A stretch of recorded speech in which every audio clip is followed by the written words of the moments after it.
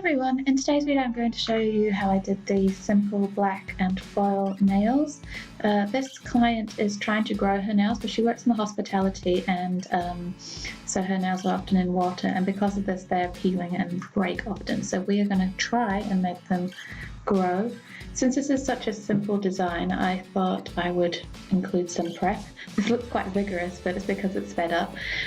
She's never had any enhancements on her nails before, other than just regular nail polish. So there was a fair bit of prep involved because you want to make sure that all of the skin is removed. I'm now using a pterygium stone. Because she's never had a nail treatment before, it's highly possible there's a lot of cuticle on the nail plate. So I do spend a fair bit of time removing that. Then I'm going in and just smoothing out the free edge. These two nails on the end did have a little bit of length, so I'm not really shortening them down because we don't want to get rid of the length. It's not ridiculously longer than the other nails. So I'm just kind of evening out the shape a little bit. I'm not seesawing. I am going in one direction. And then on the other nails that they actually have really no free edge at all, I'm basically just smoothing over so that there's no rough bits or anything like that. There's not really much shaping that you can do, but you can make sure it's nice and smooth edge.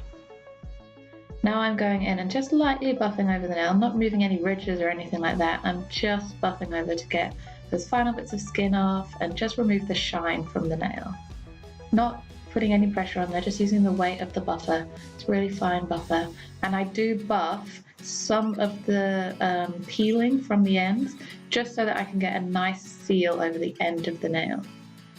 Now I'm going in with the base coat, making sure that I'm applying a really thin layer. This is Bluesky base coat, and I am capping the free edge because that is very important. It can be a little bit difficult with these shorter nails, but try your best, and if you need to, turn your brush around and come at the free edge from the other way, if you know what I mean.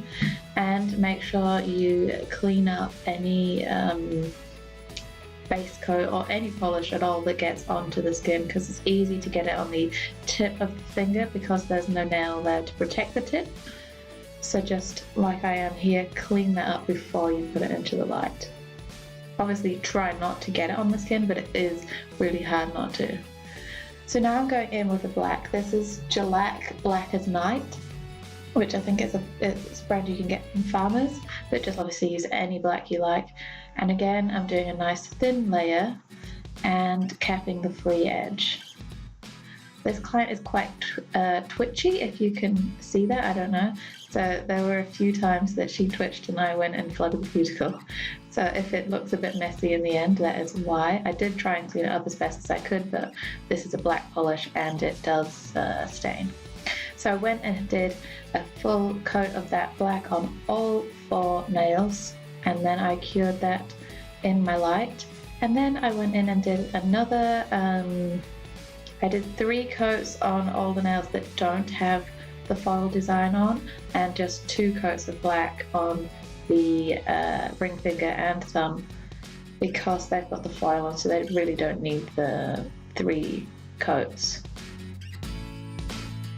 You can see I use my fingernail to kind of press down the skin at the free edge so that I can get right in there and cap the nail.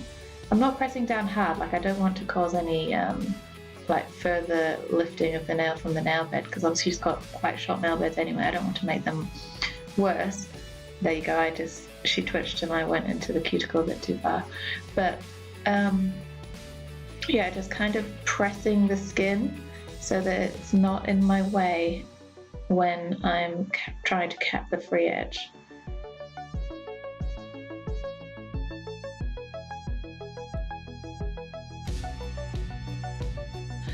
Now I absolutely forgot to press record on the camera when I was doing the foil on the ring finger, but luckily I did it on the thumbs, and I will show you how I did that there. But anyway, after I've done the 3 coats on the plain fingers and the 2 coats plus foil on the ring finger, I went and did a top coat.